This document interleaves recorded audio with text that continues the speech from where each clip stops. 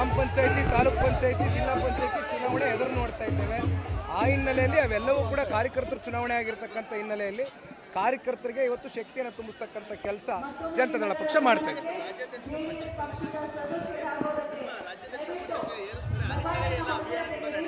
ನಾನು ರಾಜ್ಯಾಧ್ಯಕ್ಷರ ಪಟ್ಟಕ್ಕೆ ಯಾವುದೇ ಆಕಾಂಕ್ಷಿನೂ ಅಲ್ಲ, ನಾನು ಅಭಿಲಾಷೆನೂ ಇಟ್ಕೊಂಡಿಲ್ಲ. ಬಹುಶಃ ಮುಂದೆ ಹೋಗ್ತಾ ಹೋಗ್ತಾ ನಿಮಗೆ ತಿಳಿತಾ ಹೋಗ್ತದೆ. ನನ್ನಲ್ಲಿರ್ತಕ್ಕಂಥದ್ದು ಒಂದೇ, ಜನತಾದಳ ಪಕ್ಷವನ್ನು ಬೇರೆ ಸಮೇತವಾಗಿ ಕಟ್ಟಬೇಕು, ದುಡಿದಿರ್ತಕ್ಕಂಥ ಕಾರ್ಯಕರ್ತರನ್ನ ಗುರುತಿಸ್ಬೇಕು, ಆ ಕೆಲಸನ ಮಾಡ್ತಾ ಇದ್ದೇನೆ.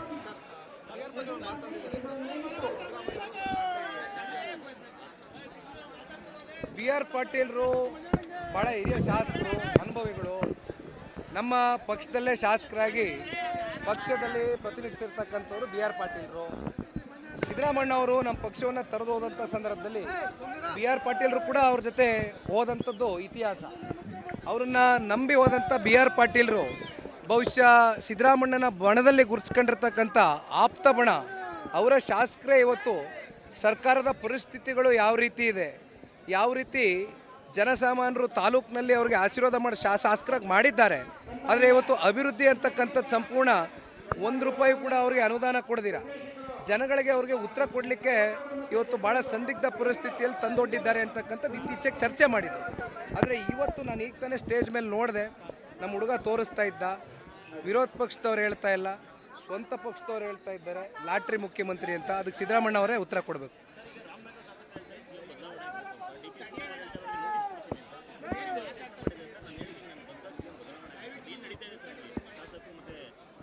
ಉಪಮುಖ್ಯಮಂತ್ರಿಗಳು ಪಟಾಲಂ ಇನ್ನೇನು ಹೇಳ್ತಾರೆ, ಎಷ್ಟು ಜನ ಅವರೇ ಪಟಾಲಂಗಳು, ಅದು ಗೊತ್ತಾಗಬೇಕಲ್ಲ. ನಂಬರ್ಸ್ ಇಂಪಾರ್ಟೆಂಟ್ ಅಲ್ಲ. ಅವ್ರ ಇಷ್ಟ ಸರ್, ಅವ್ರ ಪಕ್ಷ ಅವ್ರಿಗೆ ಬಿಟ್ಟಿದ್ದು.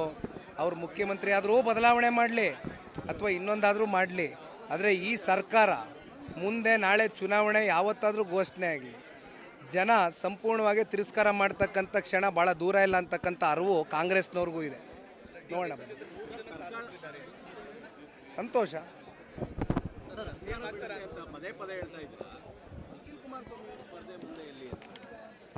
ನನ್ನ ಸ್ಪರ್ಧೆ ಬಗ್ಗೆ ನಾನು ಆಲೋಚನೆ ಮಾಡಿಲ್ಲ, ನಿಜ ಹೇಳ್ತೀನಿ ಕೇಳಿ. ನೀವು ಏನು ಬೇಕಾದ್ರೆ ಹೇಳ್ಬೋದಣ್ಣ, ನಾನು ನಿಜಕ್ಕೂ ಹೇಳ್ತೇನೆ, ನನ್ನ ಸ್ಪರ್ಧೆ ಬಗ್ಗೆ ನಾನು ಆಲೋಚನೆ ಮಾಡಿಲ್ಲ. ಚುನಾವಣೆ ಇನ್ನೂ ಭಾಳ ದೂರದ ಮಾತು. ನನಗೀಗ ಪಕ್ಷ ಸಂಘಟನೆ, ನನ್ನ ಗುರಿ ಮೆಂಬರ್ಶಿಪ್ ಡ್ರೈವ್ ಇಟ್ಕೊಂಡು ಹೊರಟಿದ್ದೇನೆ. ಅದರಲ್ಲಿ ಮೊದಲು ಏನಾದ್ರು ಸಾಧನೆ ಮಾಡಬೇಕು, ಪಕ್ಷ ತಯಾರು ಮಟ್ಟದಿಂದ ಕಟ್ಟಬೇಕು, ಕಟ್ತಾ ಇದ್ದೀನಿ.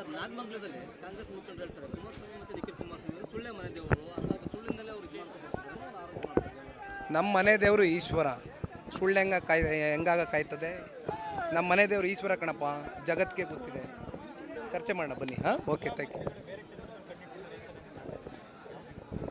ನನಗೆ ಗೊತ್ತಿಲ್ಲಣ್ಣ, ಅದು ನೀವು ಮಾಧ್ಯಮ ಸ್ನೇಹಿತರು ಬುದ್ಧಿವಂತರಿದ್ದೀರಿ, ನೀವೆಲ್ಲ ಅಸೆಸ್ ಮಾಡಿರ್ತೀರಿ ಆಫ್ ದ ರೆಕಾರ್ಡು.